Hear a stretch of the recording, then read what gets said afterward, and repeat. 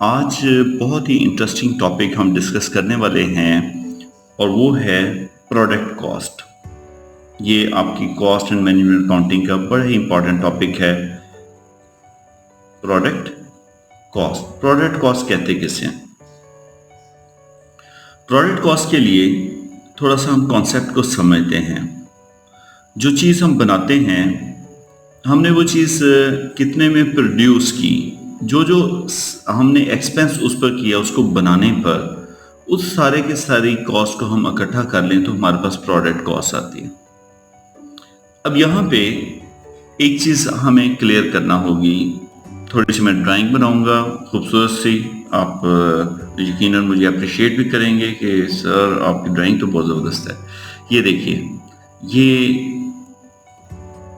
मैं एक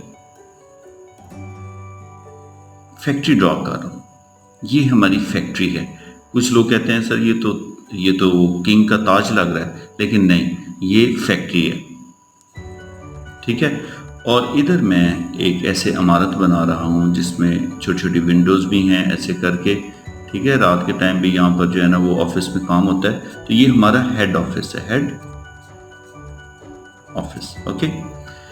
तो जब हम प्रोडक्ट कॉस्ट की बात करेंगे, ठीक है, अब आप बिजनेस आपका है, ये भी आपके ऑनरशिप में, ये भी आपके ऑनरशिप में है, यानी कि हेड ऑफिस भी आपके ऑनरशिप में है और फैक्ट्री भी आपकी ऑनरशिप में है।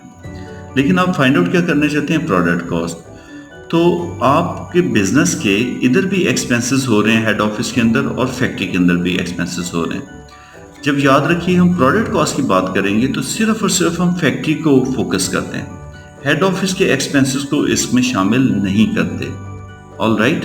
तो फैक्ट्री से रिलेटेड, मैन्युफैक्चरिंग प्रोसेस से रिलेटेड, बेशक वो प्रीमिसेस इकट्ठा हो या अलग हो, लेकिन हमने सिर्फ और सिर्फ जो प्रोडक्शन वाला प्रोसेस है या जहाँ पर चीज़ें प्रोड्यूस हो रही हैं, वो डिपार्टमेंट्स जो कि डायरेक्टली इन्वॉल्व हैं या उनको हेल्प आउट कर रहे हैं इनडायरेक्ट वे के अंदर, जैसे स्टोर और कैंटीन वगैरह, वो सारे के सारे जो डिपार्टमेंट्स हैं उनके एक्सपेंस हम फैक्ट्री का एक्सपेंस कहेंगे और सिर्फ इसकी कैलकुलेशन होगी। हेड ऑफिस के एक्सपेंसेस में जैसे परचेज डिपार्टमेंट है, अकाउंट एंड फाइनेंस है, ये वाले डिपार्टमेंट हैं, इनको हम यहाँ पर शामिल, एडमिनिस्ट्रेशन है, उनको हम शामिल नहीं करेंगे। तो फैक्ट्री रिलेटेड एक्सपेंसेस की हम बात करेंगे। पहली तो बात ये क्लियर करें आप। अब आते हैं प्रोडक्ट कॉस्ट। अब फैक्ट्री के अंदर जो प्रोडक्ट कॉस्ट है वो आप फाइंड आउट कैसे करेंगे? देखिए, आप कोई भी चीज़ बनाते हैं, फॉर एग्जांपल ये मैं बॉल पेंट की बात करता हूँ। अगर बॉल पेंट बना रहे हैं आप, तो आप सबसे पहले कौन कौन से एक्सपेंसेस इस पर लगाएंगे? तो पहला एक्सपेंस आपका मटेरियल का हो सकता है, मटेरियल की कॉस्ट। जैसे कि देखिए इस पे ये प्लास्टिक वगैरह यूज़ हुआ है, ठीक है, ये चीज़ें इसके ऊपर यूज़ हुई हैं। ये स्टिकर लगा हुआ है, इंक है इसके अंदर। ये देखें, ये प्रिंटिंग के ऊपर प्रिंटिंग भी की होगी उन्होंने, ठीक है ना। तो ये इसकी मार्केटिंग नहीं मैं कर रहा, वैसे मैं एग्जांपल दे रहा हूँ आपको। सो ये मटेरियल कॉस्ट, मटेरियल की कॉस्ट आप इस पर लगाते हैं। दूसरी जो कॉस्ट है वो आपकी जो है ना वो लेबर की कॉस्ट हो सकती है, लेबर की कॉस्ट आ सकती है। ज़ाहिर है फैक्ट्री के अंदर बंदे काम कर रहे हैं, कुछ मशीनों के ऊपर काम कर रहे हैं, कुछ वहाँ पर उन्हें हेल्प आउट कर रहे हैं, कोई सिक्योरिटी गार्ड और ये सारे के सारे हैं, वो सारी की सारी आपकी लेबर कॉस्ट आ जाती है। तीसरा एक्सपेंस इसके अंदर है अदर एक्सपेंसेस, लाइक इस फैक्ट्री का रेंट भी होगा, इसमें बिजली भी इस्तेमाल हो रही है, इसकी जो बिल्डिंग है, जो इसमें मशीन्स यूज़ हो रही हैं, उसकी डेप्रिसिएशन, इस तरह के एक्सपेंसेस भी इसके अंदर यूज हो रहे थे। तो उन्हें हम एक्सपेंसेस कह देंगे इन शॉर्ट। अब फर्दर हम इसको कैटेगराइज करते हैं दो मेजर कैटेगरीज के अंदर। मटेरियल के अंदर कुछ ऐसा मटेरियल है जिसको हम इजीली एंड इकोनॉमिकली प्रोडक्ट के साथ ट्रेस कर सकते हैं। ऐसी कॉस्ट है, उसको हम लोग बोलते हैं डायरेक्ट मटेरियल कॉस्ट। डायरेक्ट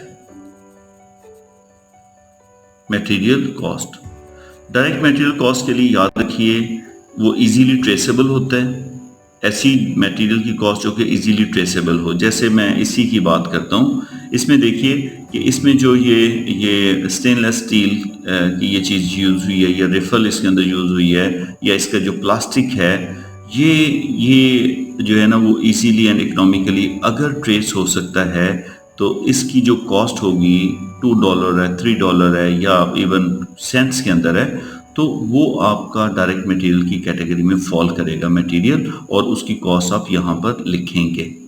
ठीक है, मैं आपकी अंडरस्टैंडिंग के लिए इसको लिखता हूँ जी, कि हमें पता लग गया, तो ये $2 की इसकी कॉस्ट। फिर आप देखिए ये प्रिंटिंग के ऊपर भी कोई तो मटेरियल इंक वगैरह यूज़ हुई होगी, ठीक है, तो या कोई ऐसा, ये तो काफ़ी स्ट्रेट फॉरवर्ड से प्रोडक्ट है, कई ऐसी प्रोडक्ट हैं उसके ऊपर आपकी जो इन अदर मटेरियल्स हैं जिनको आप इजीली ट्रेस नहीं कर सकते कि प्रोडक्ट के ऊपर कितना वो इस्तेमाल हुआ, उसको हम बोलते हैं इनडायरेक्ट मटेरियल कॉस्ट। मैं इसके लिए थोड़ा एब्रीवेट कर रहा हूँ क्योंकि पेज मेरे पास कम है, तो आप बस गौर से सुनिए। ये है इनडायरेक्ट मटेरियल कॉस्ट।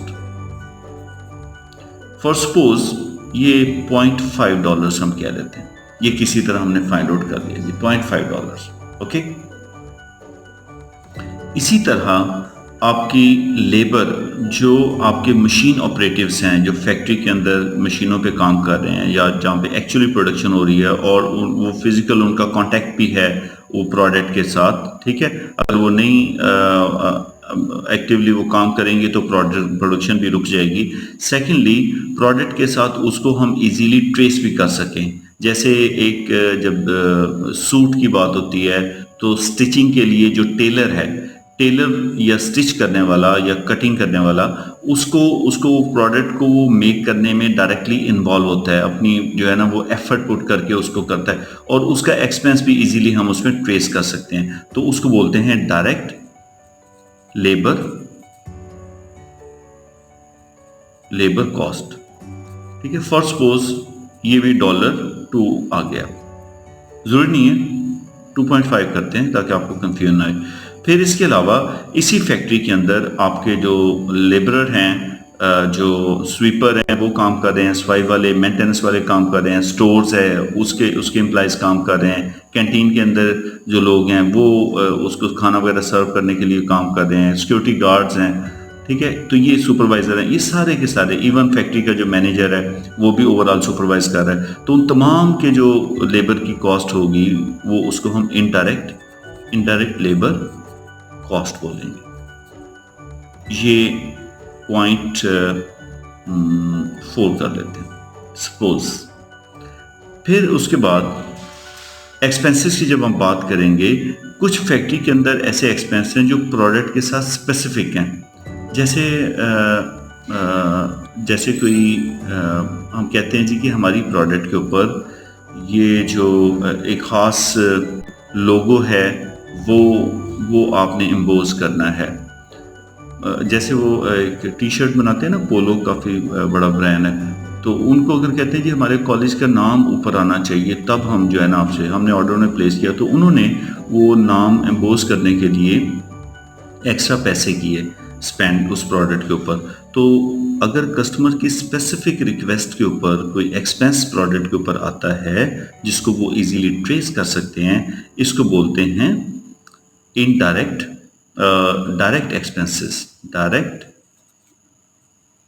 एक्सपेंसेस। इसमें एक बड़ा मेजर एक्सपेंस है जो कि एग्जामिनर को शायद बहुत पसंद है, वो देता होता है, वो है रॉयल्टी, ठीक है। रॉयल्टी के जो चार्जेस हैं वो भी, क्योंकि प्रोडक्ट हम बना रहे हैं, किसी और की प्रोडक्ट ही हम उस पर अपना नाम लिख रहे हैं या फिर उसका नाम लेकर तो हम उसको बना रहे हैं, तो उसको हम कहते हैं कि जी हम पर प्रोडक्ट आपको पे ऑफ करेंगे। जैसे आपका पेप्सी इंटरनेशनल जो है, यहाँ पर जो दूसरे मुल्कों के अंदर कंपनीज हैं वो पेप्सी की नहीं है, लेकिन क्या होता है कि पेप्सी से उन्होंने लाइसेंस ले रखा है कि हम आपके नाम की बोतल बनाएंगे, सॉफ्ट ड्रिंक बनाएंगे और उस पर पेप्सी लिखेंगे, और ऐसे ही होगा कि जैसे आपका जो है ना वो पेप्सी ही बिक रही है, तो हम आपको जो है ना उसके लिए एक्स्ट्रा पे करेंगे। तो वो जो एक्स्ट्रा पर बॉटल वो पे करते हैं वो आपके रॉयल्टी चार्जेस हैं, तो वो डायरेक्ट एक्सपेंसेस की कैटेगरी में आते हैं। इसके इन 5 खर्चों के अलावा फैक्ट्री के तमाम एक्सपेंसेस, इलेक्ट्रिसिटी, रेंट और ये सारी चीज़ें आपके जो है ना वो इनडायरेक्ट कॉस्ट आ जाती हैं। इनडायरेक्ट प्रोडक्शन कॉस्ट, इनडायरेक्ट आपकी जो है ना वो प्रोडक्शन कॉस्ट, इनडायरेक्ट एक्सपेंसेस कह देते हैं इसे, ताकि आपको प्रोडक्शन में कंफ्यूजन आए। Indirect expenses relating to production. Okay, तो जब ये आपने 6 कैटेगरी कर ली, इसका मैं कहता हूँ $1 हम कर लेते हैं 1.0 और इसका है $0.6। ऑलराइट, तो अब आपने ये देखा कि direct material cost, labour cost और एक्सपेंसेस, ये 3 ही आपके जो है ना वो प्रोडक्ट कॉस्ट के कंपोनेंट हैं। तो इसको आप एलिमेंट्स ऑफ प्रोडक्ट कॉस्ट भी कह सकते हैं। ठीक है जी, एलिमेंट्स ऑफ प्रोडक्ट कॉस्ट। ठीक है, तो इसका जब आप टोटल करेंगे तो ये बेसिकली आपकी प्रोडक्ट कॉस्ट आएगी, प्रोडक्ट कॉस्ट आएगी।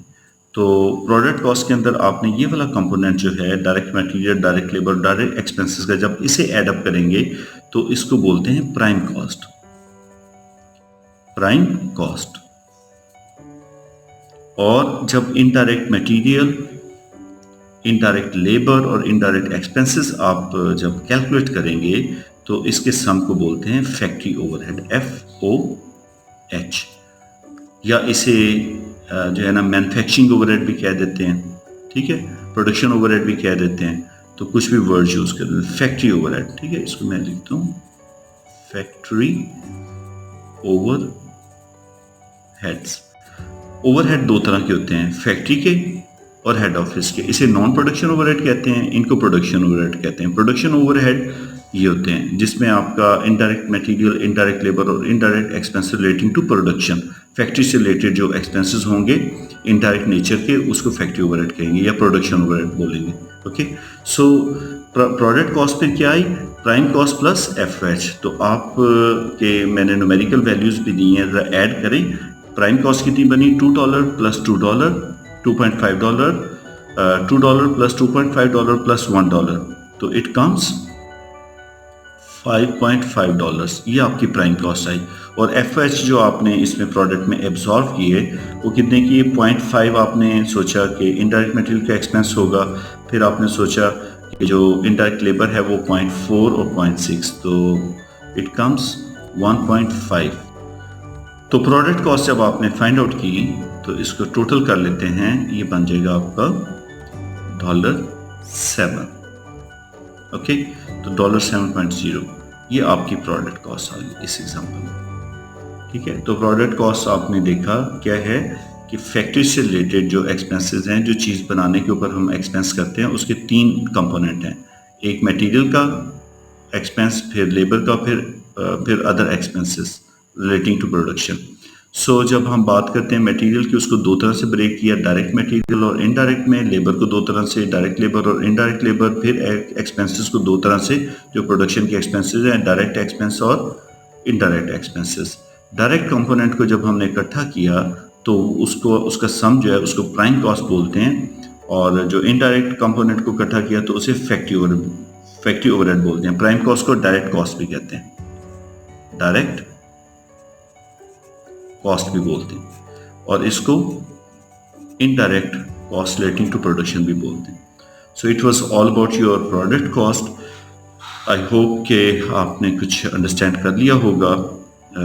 ये जो डायग्राम बनी है इससे भी आपको कॉन्सेप्ट इंशाल्लाह क्लियर हो जाएगा। तो product cost is not a big deal. ठीक है, तो स्टे ब्लेस्ड। अल्लाह हाफिज़। कोई अगर कंफ्यूजन है तो please do ask me in the comment section. ठीक है, खुश रहें और आबाद रहें। अल्लाह हाफिज़।